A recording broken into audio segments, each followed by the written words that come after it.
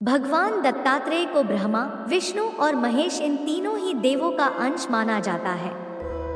भगवान दत्तात्रेय को गुरु और भगवान दोनों की उपाधि दी गई है। भगवान दत्तात्रेय की पूजा करने से भगवान शिव, ब्रह्मा और विष्णु ये तीनों देव प्रसन्न होते हैं और तीनों ही देवों के आशीर्वाद की प्राप्ति होती है। भगवान को अपने भक्तों का यश बढ़ाना होता है तो वे नाना प्रकार की लीलाएं करते हैं। श्री लक्ष्मी जी, माता सती और देवी सरस्वती जी को अपने पतिव्रत का बड़ा अभिमान था। तीनों देवियों के अभिमान को नष्ट करने तथा अपनी परम भक्तिनी पतिव्रता धर्मचारिणी अनसुया के मान बढ़ाने के लिए भगवान ने नारद जी के मन में प्रेरणा की। वे श्री लक्ष्मी जी के पास पहुँचे। नारद जी को देखकर लक्ष्मी जी का मुखकमल के समान खिल उठा। लक्ष्मी जी ने कहा, आइए नारद जी, आप तो बहुत दिनों बाद आए, कहिए क्या हाल है। नारद जी बोले, माता क्या बताऊं, कुछ बताते नहीं बनता। अब की बार मैं घूमता हुआ चित्रकूट की ओर चला गया। वहां मैं महर्षि अत्रि के आश्रम पर पहुंचा। माता, मैं तो महर्षि की पत्नी अनुसुया जी के दर्शन करके कृतार्थ हो गया।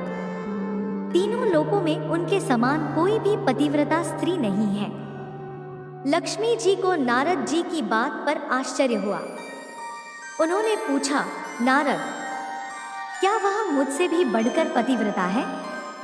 नारद जी ने कहा, माता, आप ही नहीं, तीनों लोकों में कोई भी स्त्री सती अनुसुया की तुलना में किसी भी गिनती में नहीं है। इसी प्रकार देवर्षि नारद ने माता पार्वती एवं माता सरस्वती के पास जाकर उनके मन में भी सती अनुसुया के प्रति यही भाव जगा दिया। अंत में तीनों देवियों ने त्रिदेवों से हट करके उन्हें सती अनुसुया के सतीत्व की परीक्षा लेने के लिए आग्रह किया। ब्रह्मा, विष्णु तथा महेश महर्षि अत्रि के आश्रम पर पहुंचे। तीनों देव मुनि वेश में थे। उस समय महर्षि अत्रि अपने आश्रम में नहीं थे। अतिथि के रूप में आए हुए त्रिदेवों का सती अनुसुया ने स्वागत सत्कार करना चाहा, किंतु त्रिदेवों ने उसे अस्वीकार कर दिया। सती अनुसुया ने उनसे पूछा, मुनियों, मुझसे कौन सा ऐसा अपराध हो गया जो आप लोग मेरे द्वारा की हुई पूजा को ग्रहण नहीं कर रहे हैं?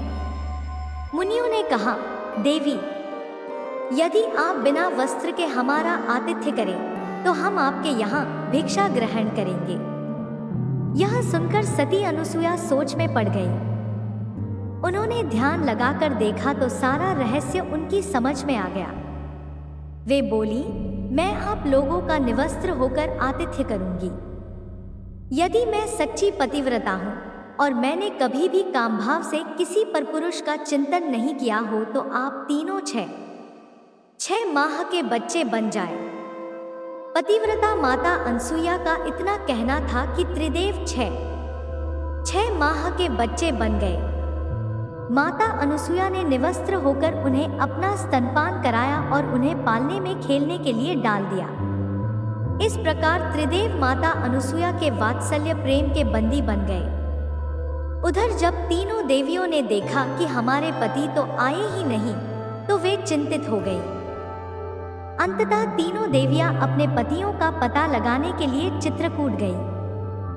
संयोग से वहीं नारद जी से उनकी भेंट हो गई। त्रिदेवियों ने उनसे अपने पतियों के बारे में पूछा। नारद जी ने कहा कि वे लोग तो आश्रम में बालक बनकर खेल रहे हैं। त्रिदेवियों ने अनुसुया जी से आश्रम में प्रवेश करने की आज्ञा मांगी। अनुसुया जी ने उनसे उनका परिचय पूछा। त्रिदेवियों ने कहा, माता जी, हम तो आपकी बहुएं हैं। आप हमें क्षमा कर दें और हमारे पतियों को लौटा दें। अनुसुया जी का हृदय द्रवित हो गया। देवी अनसुया ने अपने पतिव्रत्य से तीनों देवों को पूर्व रूप में कर दिया। इस प्रकार प्रसन्न होकर तीनों देवों ने अनसुया से वर मांगने को कहा तो देवी बोली, आप तीनों देव मुझे पुत्र रूप में प्राप्त हों। तथास्तु कहकर तीनों देव और देवियां अपने अपने लोक को चले गए। कालांतर में यही तीनों देव अनसुया के गर्भ से प्रकट हुए। ब्रह्मा के अंश से चंद्रमा, शंकर के अंश से दुर्वासा तथा विष्णु के अंश से दत्तात्रेय श्री विष्णु भगवान के ही अवतार हैं और इन्हीं के आविर्भाव की तिथि दत्तात्रेय जयंती के नाम से प्रसिद्ध है। तीनों ईश्वरीय शक्तियों से समाहित भगवान दत्तात्रेय सर्वव्यापी हैं। उनकी उपासना से मनुष्य को बुद्धि, ज्ञान और बल की प्राप्ति होती है। शत्रु बाधा दूर करने में भी उनके मंत्र कारगर है। दत्तात्रेय भगवान अपने भक्तों पर आने वाले संकटों को तुरंत दूर करते हैं। अतः गुरुवार, पूर्णिमा अथवा दत्तात्रेय जयंती के दिन निम्न मंत्रों का उच्चारण करने से तथा विशेषकर स्फटिक की माला से प्रतिदिन 108 बार मंत्र जाप करने से मनुष्य के समस्त कष्ट जल्दी ही दूर हो जाते हैं।